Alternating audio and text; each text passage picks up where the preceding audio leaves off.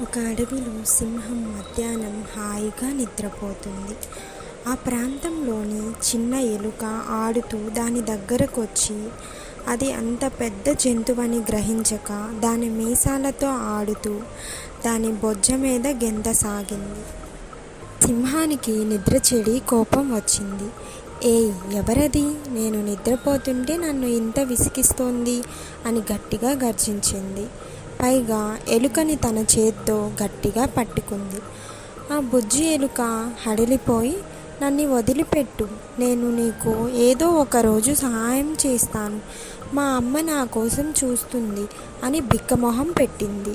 హహహహ, ఇంత చిన్న జంతువు నాకు సహాయమా అని నవ్వుతూ, పో పో, ఇంకెప్పుడు నా ముందు కుప్పిగంతెలు వెయ్యకు అని బుద్ధి చెప్పి వదిలేసింది.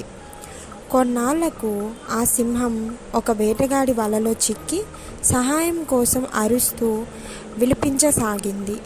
దానికి సహాయం చేయడానికి ఎవరూ ముందుకు రాలేదు.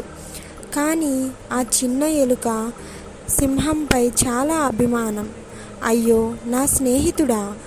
రాజు సింహానికి సహాయపడాలని హఠాహుటిగా వచ్చేసింది. దానిని చూసి, నువ్వా, ఇంత చిన్నదానివి, నాకు ఎలా సహాయపడగలవు అంది సింహం.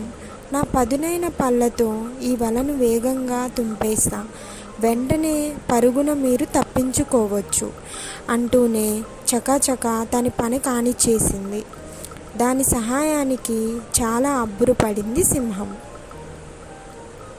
ఈ కథలో నీతి: చిన్న పెద్ద తేడా లేకుండా సహాయం చేయాలని గుణం ఎంతో గొప్పదో మనకు తెలిసిందే.